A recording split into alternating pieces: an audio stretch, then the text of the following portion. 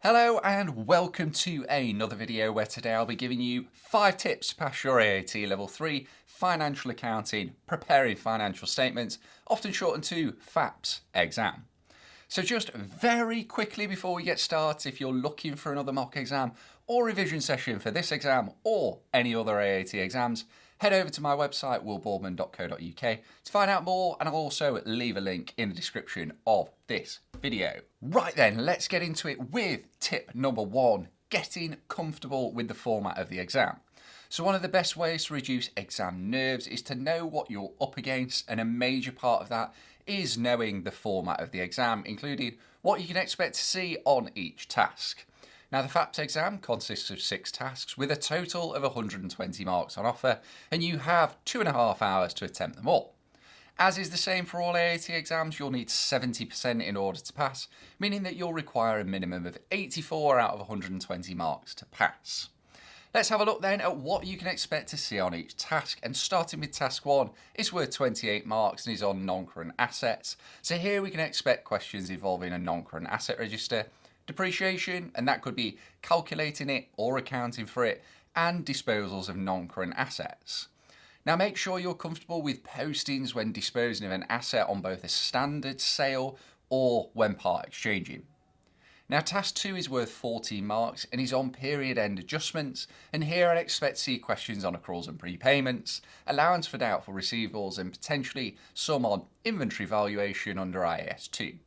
For accruals and prepayments, make sure you're comfortable with the adjustments for both income and expenditure, and practice questions where they refer to having an opening balance on the account relating to a prior accrual or prepayment, so that you can get a feel for how to do the reversal as well as the year-end postings. Now task 3 is worth 24 marks and is on adjustments and the trial balance. Now here I'd expect to see a question on the extended trial balance, some form of journal adjustments that need posting, and possibly something where you need to reconcile transactions.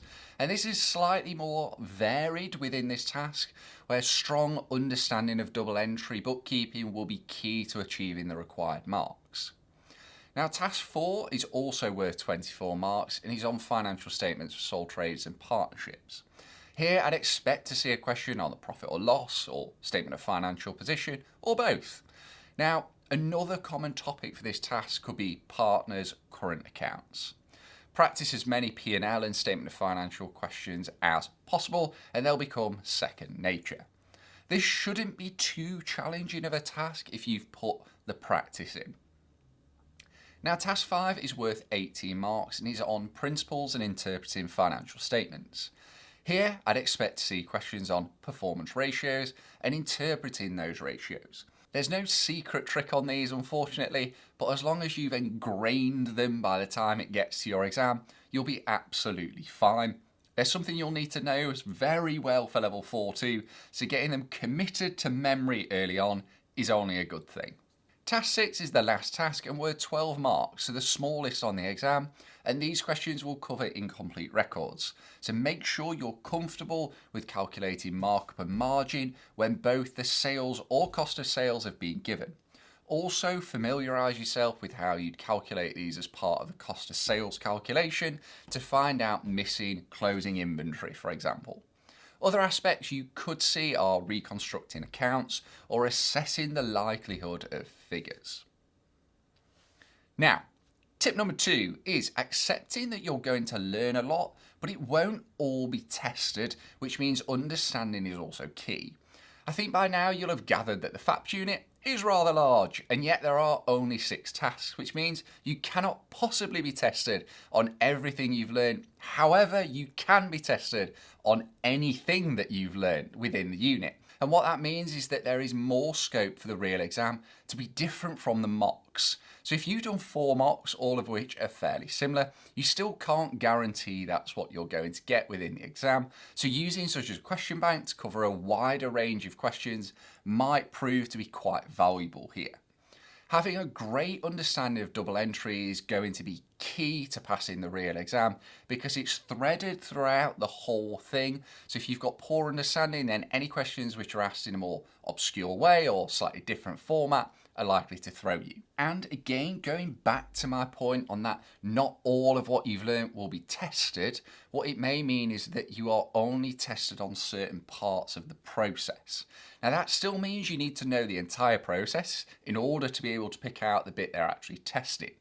A couple of examples of this could be adjusting an existing allowance for doubtful receivables balance, or asking for part of the double entry when disposing of a non-current asset. Now, tip number 3, using the examiner's report. Now the examiner's report is available through the Lifelong Learning portal and is something I would highly recommend reading yourself. However, I just wanted to pick up on a couple of things to help you understand what it's actually saying. So my key takes from the examiner's reports are, firstly, tasks 2 and 3 are the lowest performing, and that is no surprise because the two tasks which rely most heavily on understanding and will probably vary most in the real exam are tasks 2 and 3.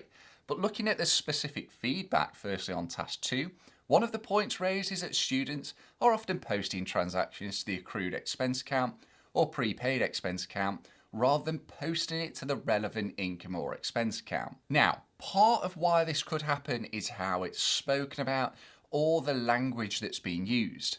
Often someone may speak about this as being posted to the accruals or accruals account rather than specifically being called the accrued expenses account.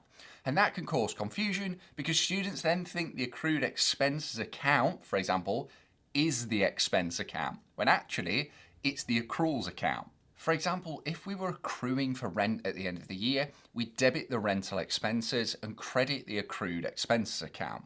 So just something to be very wary of if you see the term accrued expenses account or accrued income account, prepaid expense account or prepaid income account. They're referring to the actual accruals or prepayments accounts that are shown in the statement of financial position as either an asset or liability rather than the expense or income account that would go to the P&L. Then, on the other point within the examiner's report that was interesting, that I found interesting, was on task 3, around students struggling to understand the effects on the accounting equation when posting transactions. This is where using a system such as Pearls or DeadClick can really help. Being able to categorize accounts so that you can understand how they behave will help relate them back to the accounting equation, because you'll know whether it's an asset or a liability that's increasing or decreasing, and in turn, the capital balance. Now, tip number 4, making sure the building blocks are solid. So the FAPS exam builds on top of the 2 level 2 units, Introduction to Bookkeeping and Processing Bookkeeping Controls. And I understand that no one wants to go backwards, but at times we need to go backwards to go forwards, and it's one of the major reasons I suggest not disposing of your old AAT material from the previous level, because AAT is a building block syllabus. What you've covered in level 2 will not then be covered in detail again at level 3. However, you are expected to still know everything from your level 2 studies. This may mean going back to your level 2 material if there are certain concepts or topics that you're not sure on. Please do not be afraid to do this. It's absolutely fine. Just because it's been labelled at a different level does not mean that it's no longer relevant. It absolutely is, and often will help to reinforce areas that you've forgotten. Now, my last tip, tip number 5, use all the resources available, and let me tell you, I have loads for this exam.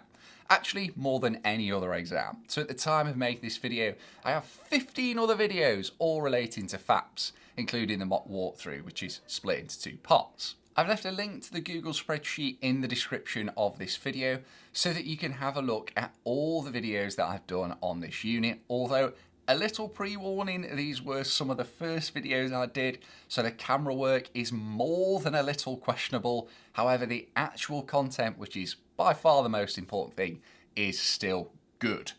But besides the videos, think about the other resources that are available. There's a lot for this unit on the AAT Lifelong Learning portal. Don't just use the mock exams, there are other bits for this unit. And you could also grab yourself a question bank for extra practice. And if you do want that extra support, please do head over to my website and get yourself booked on to one of the group revision sessions for this unit, because from the feedback, it really has helped those who've attended to get through this exam. So that wraps up my 5 top tips for passing the level 3 FAPS exam. I really hope you found those useful, and remember, if you have, hit that like button and subscribe to the channel for more AAT content. Thanks again for watching. I'll catch you in the next one.